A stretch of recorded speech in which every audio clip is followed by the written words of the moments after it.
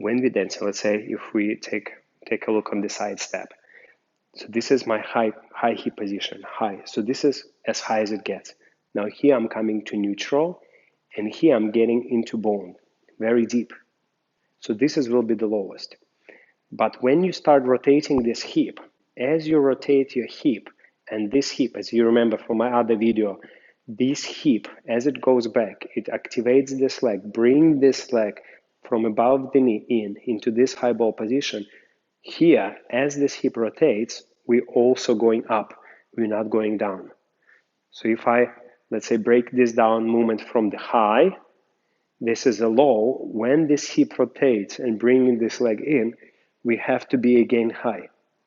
It's very important because most of the time we see these mistakes where people working their body, they have a beautiful high hip, they're getting here, have a beautiful action, but then when rotate, they're going deeper and deeper, and position is a little bit collapsed, and it's not easy to move to the next step.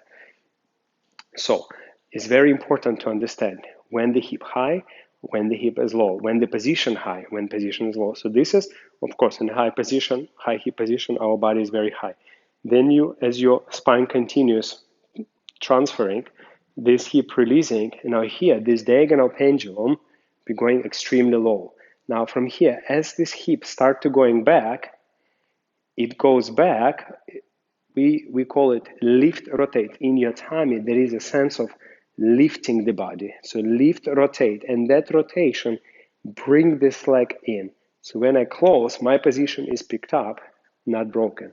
So let's take a look from the side. So it's very high position, releasing hip neutral, pendulum here. Now, as this hip rotating and bringing this leg in, our position is picked up, or we call it charged position. So as this leg turning, the feeling is up, never down.